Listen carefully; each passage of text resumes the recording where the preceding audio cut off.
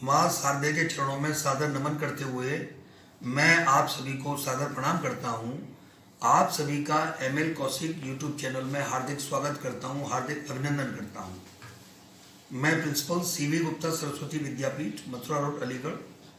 आज बच्चे यानी स्टूडेंट्स वो कैसे मेहनत करें और अपनी जो आदतें हैं उनको कैसी रखें, इसके ऊपर अपने विचार व्यक्त कर रहा हूँ। सबसे पहले हमें ये मान करके चलना है कि जो स्टूडेंट लाइफ होती है वो ब्रह्मचर्य आश्रम होता है। हमारी जो संस्कृति है उसके अनुसार 4 आश्रम हैं। पहला ब्रह्मचर्य आश्रम है, दूसरा गृहस्थ आश्रम है, तीसरा वानप्रस्थ आश्रम है, चौथा संन्याश्रम है। तो पहला जो आश्रम होता है वो ब्रह्मचर्य आश्रम होता है, अर्थात स्टूडेंट लाइफ होता है। स्टूडेंट लाइफ में बच्चे को यानी स्टूडेंट को किन किन गुणों को अपने अंदर समाहित करना चाहिए, यह समझना बहुत जरूरी है। एक संस्कृत का श्लोक है, काक चेष्टा बको ध्यानम स्वान निद्रा तथैव च स्व अल्पहारी गृह त्यागी विद्यार्थिना पंचलक्षणम। जो विद्यार्थी होता है उसकी जो दृष्टि है काक चेष्टा यानी कौवे जैसी दृष्टि होनी चाहिए।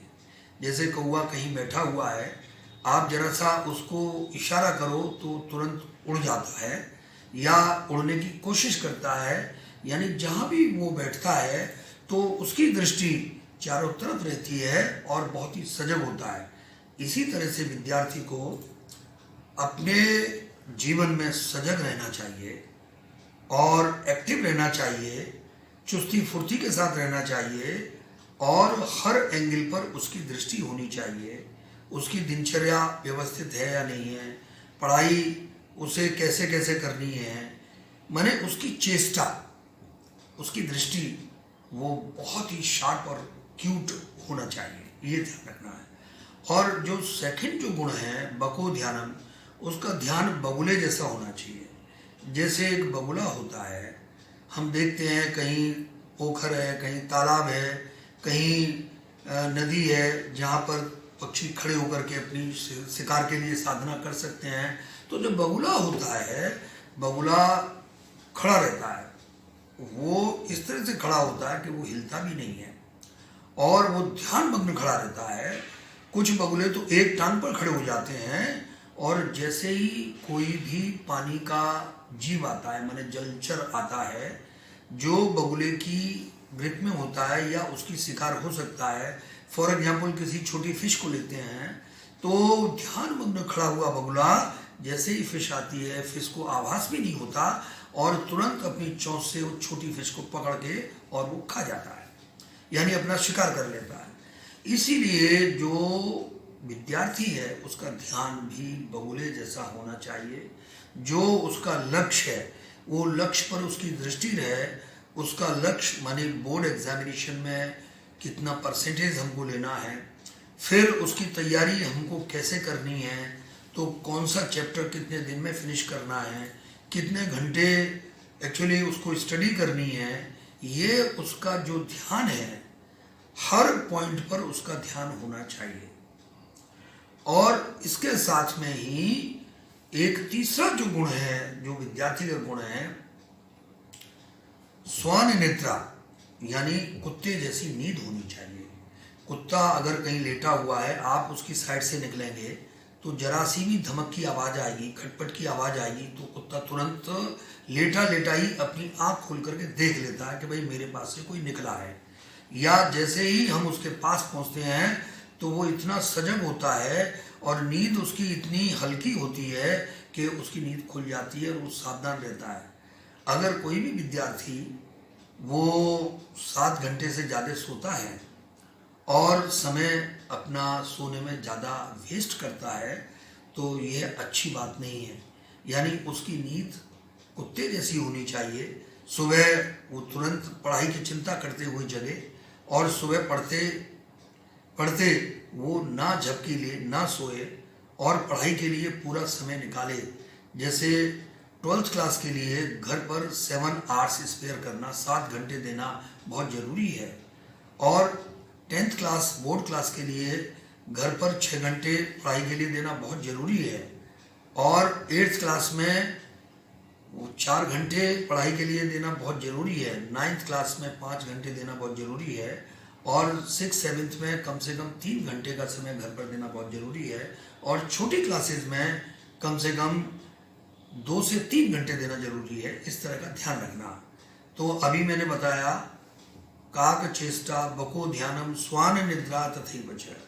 एक जो चौथा गुण है विद्यार्थी का, सो अल्पाहारी माने अल्पाहारी, उसको भोजन कम लेना, सॉलिड डाइट कम लेना।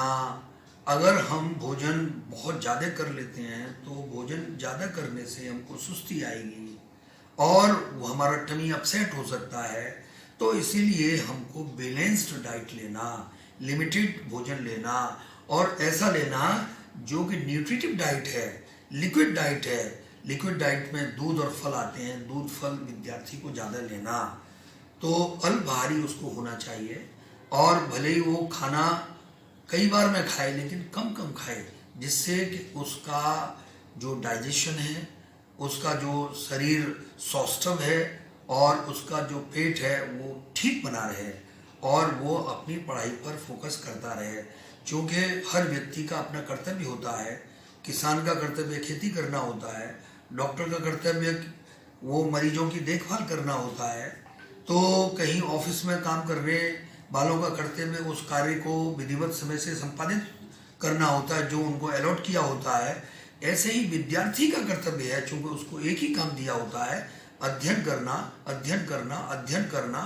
तो अध्ययन करने की प्रोसेस में अगर वो शारीरिक रूप से फिट रहता है, स्वस्थ रहता है, तो उसका पढ़ाई में अच्छा मन लगेगा, और जब पढ़ाई में मन लगेगा तो उसको जो सबक हैं, उसके पाठ हैं, वो ठीक से याद होंगे और वो बार बार प्रैक्टिस करके उनको अच्छा याद कर सकता है, उनमें परफेक्शन गेन कर सकता है। और इस सब के लिए उसको अल्पहारी होना बहुत जरूरी है।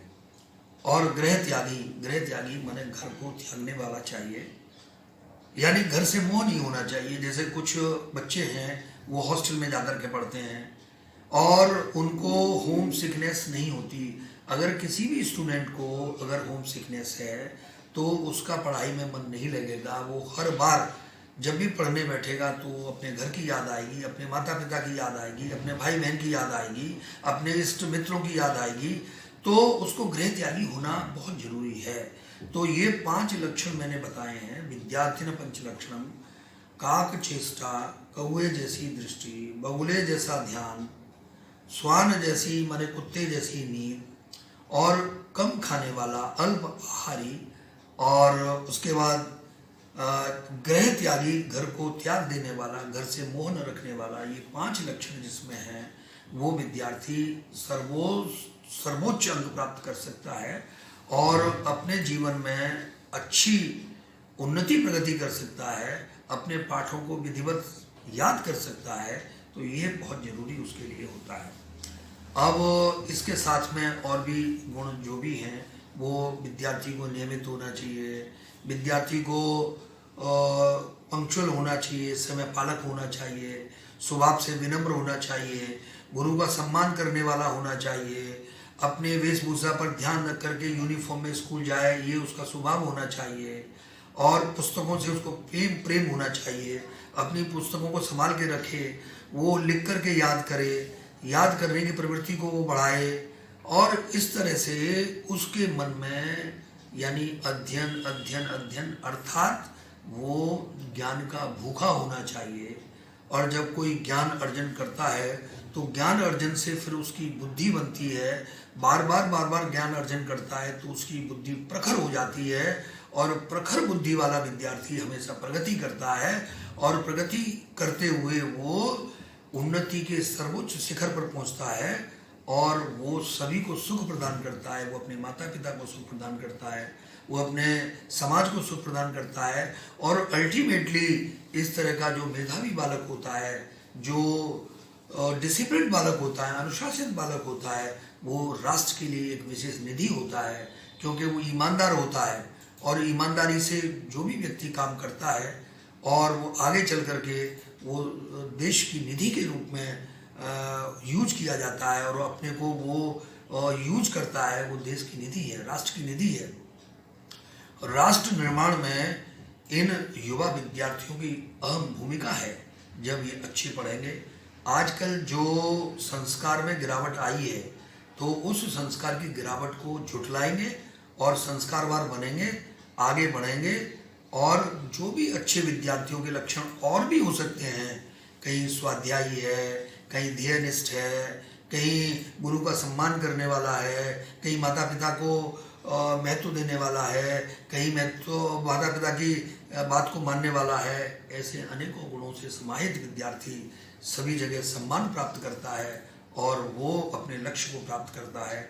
इन्हीं शब्दों के साथ मैं अपनी बात को समाप्त करूंगा। बहुत बहुत धन्यवाद। इस वीडियो को बनाने में मिस्टर नवीन वशिष्ठ पीजीटी कॉमर्स ने अपना योगदान दिया है, उनको मैं थैंक्स कहता हूँ और आप सभी को थैंक यू वेरी मच।